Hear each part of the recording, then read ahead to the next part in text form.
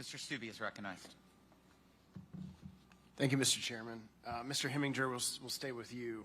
Thank you for your testimony today, and I agree with you that American farmers are losing a competitive edge on the global marketplace.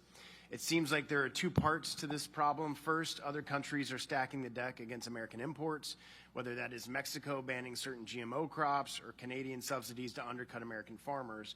But perhaps more importantly, our government isn't doing enough to help American businesses, farmers in particular.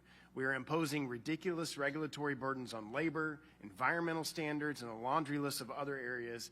We have created a policy towards farmers that is definitely not America first. In your testimony, you said money goes where money can be made. With that in mind, do you have any further examples or predictions going forward of how states like New York or America in general are losing agriculture production and resources to competitors because of bad policy? Well, thank you for the question, and I'm very concerned.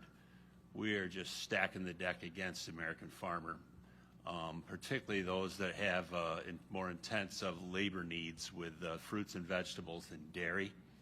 I believe that in New York State, where we're a little more traditional with family farms that would have a handful of employees or maybe even 10 or 15, that the regulations are looking at that they're going to get pushed out of business. I'm scared for them.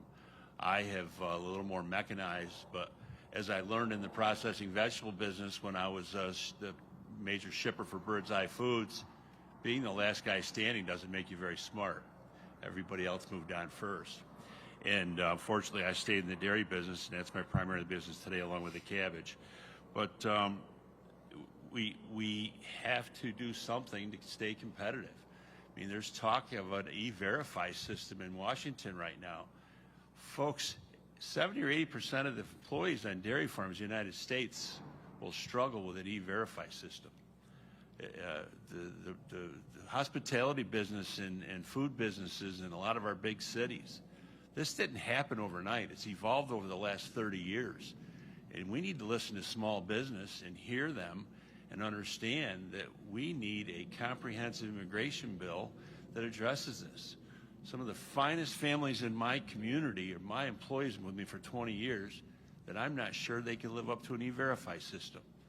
And it's a very, very big concern. As far as GMO and whatnot, I mean, it's just a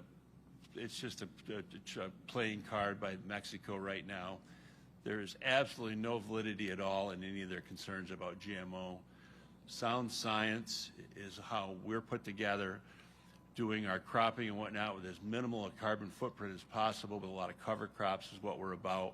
And with that, we need modern farming practices.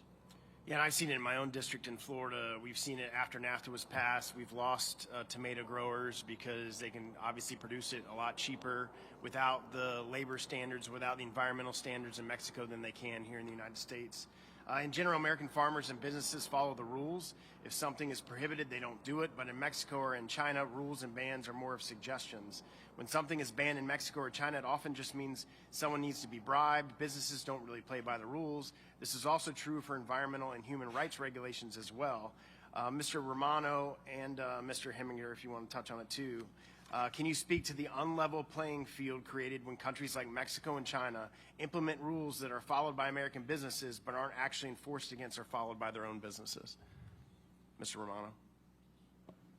Yeah, so I think it's a great question when you think about how we're producing in the United States. Specifically, we actually have a plant in China as well. So when we think about how we bought that plant back in 2019 and part of another acquisition, and that's a small facility that we struggle to compete with because when we, using our technology and our resources the way we need to invest in the U.S., we use those same principles in China, and we find that we're very uncompetitive because of the things that we're doing as we manage our production to ensure that we're treating the environment the appropriate way.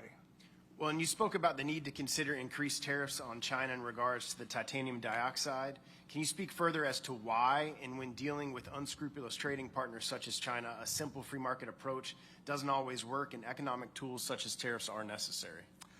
Yes, so I mentioned that as the tariffs have been put in place, exports into the U.S. have halved. I'll give you another example of another country that's a big, where we supply a lot of material into is in India. So in that same time frame, India has a market that consumes about 400,000 tons a year. Imports in 2017 were 89,000 tons. They're now 210,000 tons.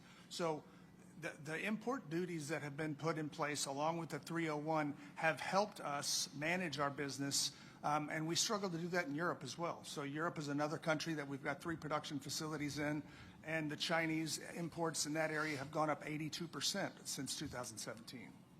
Thank you. My time has expired. Thank you. Mr. Pasquarello?